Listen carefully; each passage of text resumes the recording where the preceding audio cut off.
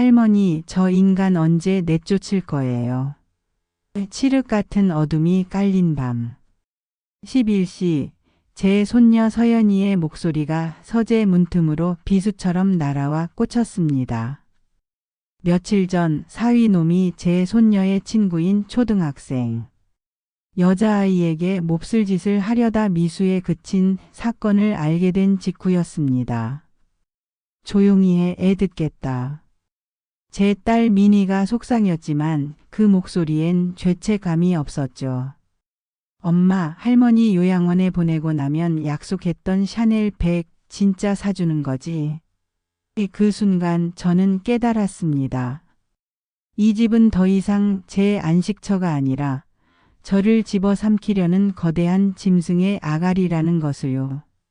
제 모든 것을 바쳐 이룬 가정이 사실은 모래 위에 지은 성이었다는 끔찍한 진실과 마주한 겁니다. 75년 인생 가장 참혹한 배신의 밤이었습니다. 오늘 이야기가 어떻게 흘러갈지 궁금하지 않으신가요? 여러분의 삶에도 혹시 말 못할 아픔이나 배신이 있었다면 오늘 제 이야기를 들으면서 함께 울고 웃으며 작은 위로라도 얻어 가셨으면 좋겠습니다. 저희 채널이 마음에 드신다면 좋아요와 구독으로 응원해 주세요. 여러분께서 남겨주시는 따뜻한 댓글 하나하나가 제게는 큰 힘이 된답니다. 오늘 이야기에서 가장 분노가 치밀었던 부분이나 혹은 가장 통쾌했던 순간은 언제였는지 여러분의 소중한 생각을 들려주세요. 그럼 제 인생을 송두리째 바꾼 그날의 이야기 속으로 함께 들어가 보시겠습니다. 일막균열의 서고. 안녕하세요. 제 이름은 오숙자, 올해 75입니다. 저는 한평생을 종로에 이름난 한정식집 수미정의 주인으로 살아왔습니다. 맨주먹으로 시작해 3층 건물을 올리고 명사들이 줄을 서는 맛집으로 키워냈죠. 15년 전 제 곁을 지켜주던 남편은 간암으로 먼저 세상을 떠났습니다. 남편이 남기고 간 것은 평창동의 2층 저택과 눈에 넣어도 아프지 않을 우리 딸 미니였습니다. 저는 남편의 빈자리를 채우고자 딸 가족과 함께 살기로 결심했습니다. 제 사위 박재혁은 중소기업 부장으로 번지르르한 외모에 꿀 바른 말을 할 줄 아는 사내였고 손녀 서연이는 입시를 앞둔 18 고등학생이었죠. 처음 3년은 꿈만 같았습니다. 사위는 매일 아침 문안 인사를 했고 딸은 제 기분을 띄웠습니다. 저는 제 평생의 결실을 모두 딸에게 물려줄 생각에 하루하루가 행복했습니다. 제 노후는 완벽해 보였지만 그 아래에서는 썩은 내가 진동하는 균열이 소리 없이 번지고 있었습니다. 시작은 사소했습니다. 어느 날 오후 사위의 통화 소리가 들려왔습니다. 아, 부장님 아닙니다. 저희 장모님 아직 정정하셔서 10년은 거뜬하실 겁니다. 네? 재산이요? 하하, 제가 무슨 힘이 있겠습니까? 전화기 너머 상대에게는 자신을 낮추면서도 목소리엔 탐욕의 가시가 돋쳐 있었습니다. 그때까진 사회생활의 일부라 여겼습니다. 하지만 이상한 낌새는 계속되었습니다. 딸 미니가 부쩍 제 건강을 챙기기 시작했습니다. 엄마 요즘 자꾸 깜빡깜빡하는 것 같아. 엄마 어제 했던 말 또 한다. 괜찮은 거야? 처음에는 걱정하는 줄 알았지만 반복될수록 보이지 않는 그물에 갇히는 기분이었습니다. 결정적인 사건은 한 달 전 제 75번째 생일이었습니다. 딸과 사위는 최고급 레스토랑을 예약하며 제 기분을 한껏 띄웠습니다. 그날 밤 행복한 마음에 잠을 이루지 못하고 서재에서 남편의 사진을 보고 있는데 안방에서 딸과 사위의 목소리가 들려왔습니다. 여보, 오늘 어머니 기분 좋아 보이시던데 이제 슬슬 말 꺼내야 하지 않을까? 사위의 목소리였습니다. 병원 이야기? 딸의 목소리는 차갑게 가라앉아 있었습니다. 그래. 이웃들도 다들 어머니 이상하다고 수근거리는데 더 늦으면 우리가 이상한 사람 돼. 자식 된 도리로 치매 검사 한번 받게 해드리는 게 효도라고 그렇게 말씀드리자. 치매. 그 단어가 제 심장을 얼어붙게 했습니다. 진단만 받으면 그 다음은 일사천리야. 성년후견인 신청하고 재산 관리 우리가 맡으면 돼. 수미정 건물만 해도 200억이야. 우리 서연이 유학도 보내고 당신도 사모님 소리 들으면서 살아야지. 사위의 목소리에는 노골적인 욕망이 들끓었습니다. 알았어. 내일 내가 운 띄워볼게. 근데 엄마가 거부하면 어떡해? 거부할 권리가 어디 있어. 판단 능력이 없는 사람인데. 법은 우리 편이야. 그 순간 제 손에 들려있던 남편의 액자가 바닥으로 떨어졌습니다. 쨍그랑. 요란한 소리와 함께 유리가 산산조각 났습니다. 무슨 소리야? 놀라 뛰쳐나온 그들에게 저는 떨리는 손으로 액자를 주워들며 말했습니다. 아니다. 쥐새끼가 돌아다니나 보구나. 제 목소리는 얼음장처럼 차가웠습니다. 그날 밤 한숨도 자지 못했습니다. 가족들 앞에서 눈물을 보인 건 그때가 처음이었어요. 남편의 영정 앞에서 내가 괴물들을 키웠구나라며 끄끄 울었습니다. 그때 정말 모든 걸 포기하고 싶었습니다. 하지만 저는 맨주먹으로 수미정을 일군 오숙자였습니다. 이대로 당할 수는 없었죠. 그때부터 제 복수는 시작되었습니다. 동맹군이 필요했지만 주변에는 아무도 없었죠. 놀랍게도 그때 제게 손을 내민 사람이 나타났습니다. 동네 문화센터 서예 교실에서 만난 강민준 씨였습니다. 그는 저보다 3살 어린 72의 전직 형사였습니다. 투박한 손으로 붓을 쥔 모습이 어색했지만 눈빛만은 예리하게 살아있었죠. 선생님, 안색이 안 좋으십니다. 그의 묵직한 목소리에 저도 모르게 마음을 터놓을 뻔했습니다. 그날 이후 우리는 급격히 가까워졌습니다. 그는 제 하소연을 묵묵히 들어주었고 때로는 날카로운 조언을 해주었습니다. 오 여사님, 싸움은 증거로 하는 겁니다. 그의 말에 정신이 번쩍 들었습니다. 저는 그때부터 제 집에서 스파이가 되기로 결심했습니다. 일부러 약 먹는 시간을 잊은 척하고 엉뚱한 사람 이름을 부르며 그들을 떠봤습니다. 그들은 제 연기에 완벽히 속아 넘어갔고 서로 눈빛을 교환하며 미소 지었습니다. 저는 그들의 대화를 녹음하기 위해 서재와 거실에 소형 녹음기를 설치했습니다. 그리고 며칠 후 제 인생을 통째로 뒤흔들 상상조차 못했던 끔찍한 진실을 마주하게 됩니다. 바로 제 사위 박재혁의 추악한 비밀이었습니다. 그날 오후 사위는 서연이의 친구라는 초등학생 여자아이를 집에 데려왔습니다. 장모님, 서연이 기다리는 동안 잠깐만 데리고 있을게요.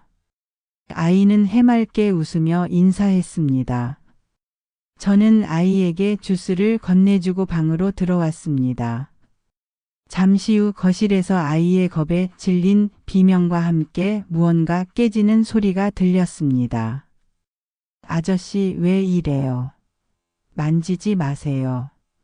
심장이 쿵 내려앉는 기분으로 거실로 뛰쳐나갔습니다. 사위가 아이의 팔을 붙잡고 있었고 아이는 울며 발버둥 치고 있었습니다. 이게 무슨 짓이야? 제가 소리치자 사위는 당황하며 아이의 팔을 놓았습니다. 아, 장모님, 애가 장난치다가 컵을 깨뜨려서. 그는 변명했지만 저는 보았습니다. 아이를 향한 그의 번들거리는 눈빛과 아이 어깨의 선명한 손자국을. 저는 아이를 품에 안고 사위를 노려보며 말했습니다. 당장 이 집에서 나가. 그날 밤 딸 미니가 돌아와 제게 무릎 꿇고 빌었습니다. 엄마, 제발 한 번만 용서해줘. 그이가 술에 취해서 실수한 거야. 우리 서연이 아빠 전과자 만들 순 없잖아.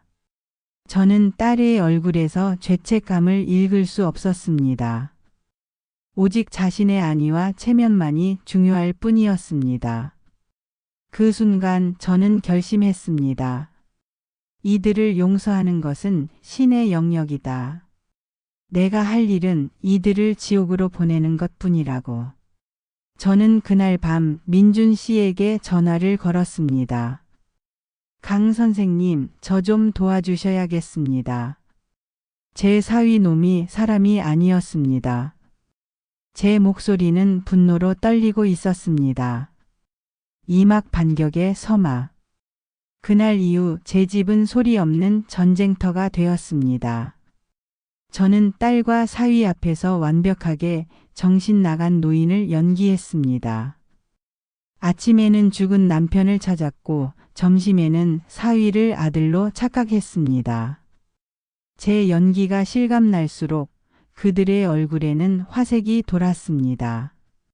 그들은 제가 서서히 무너지고 있다고 확신했지만 제가 밤마다 서재에서 무엇을 하는지는 몰랐습니다. 저는 민준 씨의 도움을 받아 복수를 치밀하게 설계하기 시작했습니다.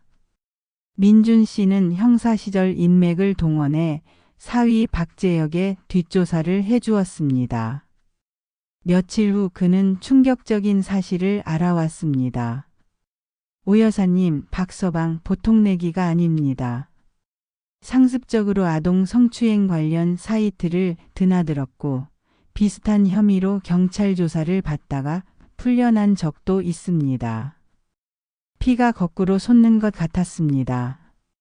내 딸과 손녀가 그런 짐승과 한 지붕 아래 살고 있었다니. 그날 일도 단순한 실수가 아니었던 겁니다. 민준 씨는 사위의 컴퓨터 접속 기록과 피해 아동 부모와 합의를 시도했던 정황 증거들을 내밀었습니다. 이제 칼자루는 제가 쥐게 된 것입니다. 그 와중에도 딸과 사위의 압박은 계속되었습니다. 그들은 저를 데리고 병원 정신건강의학과에 갔습니다. 의사 선생님, 저희 어머니가 이상하세요.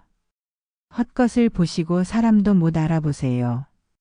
딸은 눈물까지 글썽이며 열연을 펼쳤고 사위는 거짓으로 꾸민 치매 관찰 일지를 내밀었습니다. 의사가 질문하자 저는 일부러 동문서답을 했습니다. 오늘이 며칠이죠? 우리 강아지 밥 줄 시간인데. 의사는 제 상태를 심각하게 받아들이는 듯 했습니다. 진료실을 나오며 저는 의사의 책상 위에 몰래 작은 녹음기를 떨어뜨렸습니다. 그 안에는 그들의 계략이 담긴 대화가 고스란히 녹음되어 있었습니다. 그날 밤 저는 처음으로 민준 씨와 단둘이 술잔을 기울였습니다. 그의 작은 오피스텔에서 와인을 마셨습니다. 정말 괜찮으시겠습니까? 그가 걱정스러운 눈빛으로 저를 바라보았습니다. 저는 그의 손을 가만히 잡았습니다. 강 선생님이 없었다면 저는 이미 백기를 들었을 겁니다. 그의 손은 투박했지만 세상에서 가장 따뜻했습니다. 그날 밤 저희는 연인이 되었습니다. 70 넘은 나이에 다시 찾아온 사랑은 20살의 첫사랑보다 더 뜨거웠습니다. 그의 품에 안겨 지난 15년간의 외로움과 배신감으로 얼어붙었던 마음이 녹아내리는 것을 느꼈습니다.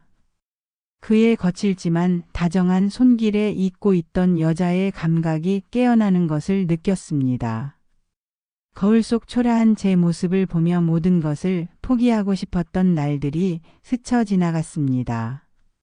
하지만 그의 눈에 비친 저는 여전히 아름다운 여자였습니다. 그날의 밤은 제게 단순한 육체적 관계가 아닌 죽어가던 제 영혼을 되살리는 의식이었습니다.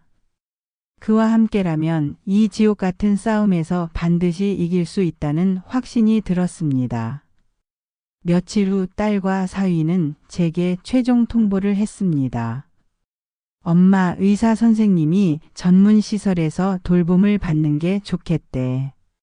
좋은 요양원 알아봤어. 그들의 얼굴에는 미안함 대신 후련함마저 느껴졌습니다. 저는 마지막 연기를 시작했습니다. 내가 치매라고? 그럴 리가 없어. 저는 오열하며 바닥에 주저앉았습니다. 엄마, 우리도 마음 아파. 하지만 다 엄마를 위해서야. 딸이 위선적인 눈물을 흘리며 저를 부축했습니다.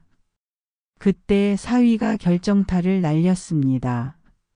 장모님, 저희가 다음 주에 유럽 여행을 가게 됐습니다. 장모님 요양원 입소하시는 거 보고 마음 편히 다녀오고 싶습니다. 저를 요양원에 쳐넣고 제 돈으로 유럽 여행을 가겠다는 심산이었죠. 저는 못 이기는 척 고개를 끄덕였습니다. 알았다. 너희 뜻대로 하마. 대신 마지막으로 가족 사진이나 한 장 찍자꾸나. 제 제안에 그들은 의심 없이 동의했습니다. 다음 날 사진관으로 향했습니다. 활짝 웃는 그들 옆에서 저는 세상에서 가장 비참한 표정으로 카메라를 응시했습니다. 이 사진이 그들의 영정 사진이 될 것이라는 것을 저만 알고 있었기 때문입니다. 그리고 금요일 결전의 날이 밝았습니다. 딸과 사위, 손녀는 아침 일찍 공항으로 떠났습니다. 엄마, 잘 계세요. 다녀와서 바로 모시러 갈게요. 딸의 목소리는 그 어느 때보다 밝았습니다. 저는 현관문이 닫히는 소리를 들으며 조용히 미소 지었습니다. 이제 사냥을 시작할 시간이었습니다.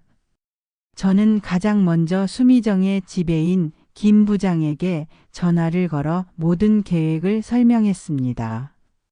그는 처음에는 경악했지만 이내 제 편에 서주었습니다.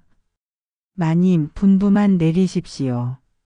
다음으로 민준 씨에게 연락했습니다. 강 선생님, 이제 시작입니다. 알겠습니다. 준비는 모두 끝났습니다.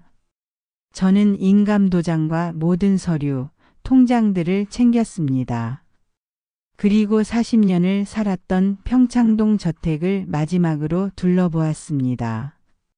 남편과의 추억이 깃든 이 집을 떠나는 것이 슬펐지만 괴물들에게 넘겨줄 수는 없었습니다. 저는 현관문을 나서며 나지막이 속삭였습니다. 여보, 이제 나 내 인생을 찾으러 가요. 하늘에서 지켜봐 줘요. 제2의 인생이 그리고 짜릿한 복수가 막 시작되고 있었습니다. 산막 심판의 날. 가족들이 떠난 집은 낯설 정도로 고요했습니다. 저는 그 고요함 속에서 계획을 하나씩 실행했습니다. 가장 먼저 평창동 저택을 급매로 내놓았습니다. 제 오랜 고객이자 부동산 큰손인 최 회장에게 연락하자 그는 시세보다 높은 가격에 당일 계약을 제안했습니다. 계약은 일사천리로 진행되었고 계약금과 중도금은 제 차명 계좌로 입금받았습니다. 다음은 수미정이었습니다. 김 부장을 시켜 식당의 모든 자금과 자산들을 다른 법인 명의로 이전시켰습니다. 딸 미니의 명의뿐인 사장직위는 즉시 해임 처리했습니다. 이제 수미정은 법적으로 저와 무관한 껍데기뿐인 식당이 된 것입니다. 모든 재산을 정리하는 데는 꼬박 사흘이 걸렸습니다. 그동안 저는 짐을 꾸렸습니다. 평생 모은 재산에 비하면 제 짐은 단출했습니다. 낡은 옷 몇 벌과 남편의 사진, 민준 씨가 선물한 서예 도구뿐이었죠. 목요일 오후 저는 이삿짐 트럭을 타고 40년을 살았던 평창동을 떠났습니다. 새로운 보금자리는 강원도 속초의 한적한 바닷가 아파트였습니다. 민준 씨가 미리 마련해 둔 곳이었죠. 발코니에 서자끝없이 펼쳐진 동해 바다가 한눈에 들어왔습니다. 파도 소리를 들으니 지난 몇 달간 저를 짓누르던 시름이 씻겨나가는 듯 했습니다. 이제 정말 오 여사님 인생을 사실 시간입니다. 옆에 선 민준 씨가 제 손을 따뜻하게 잡아주었습니다. 저는 그의 어깨에 기대어 조용히 눈물을 흘렸습니다. 슬픔이 아닌 해방과 기쁨의 눈물이었습니다. 그리고 열흘 후 가족들이 유럽 여행에서 돌아왔습니다.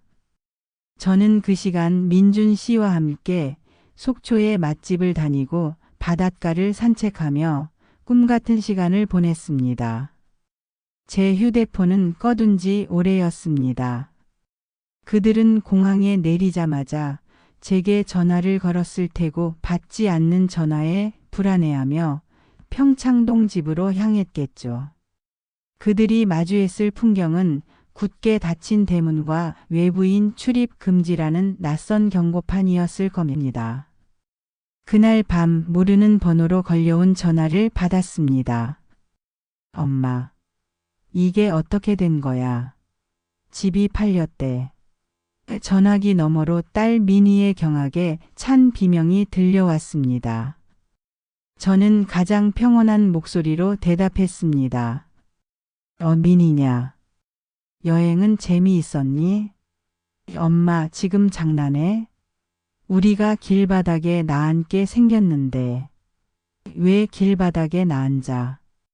내가 그토록 원하던 대로 내 남편이랑 살 집 구하면 되지. 아, 참, 내 남편 지금 어디 있니? 제 질문에 미니는 답하지 못했습니다. 그때 전화기 너머로 경찰 사이렌 소리가 희미하게 들려왔습니다. 사위 박재혁은 공항에 도착하자마자 잠복해 있던 형사들에게 아동 성추행 미수 혐의로 긴급 체포되었습니다. 제가 민준 씨를 통해 넘긴 증거는 너무나도 명백했습니다. 민희야, 세상에 공짜는 없단다. 내가 내 남편의 죄를 덮어준 대가가 바로 지금이야. 저는 전화를 끊었습니다. 그 후 모든 것은 계획대로 진행되었습니다. 박재혁은 구속되어 징역 5년을 선고받았습니다.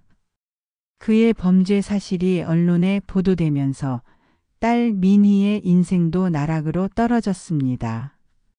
아동 성추행범의 아내라는 꼬리표가 붙은 그녀는 결국 살던 동네를 떠나 식당, 아르바이트로 근근히 버티고 있다고 했습니다.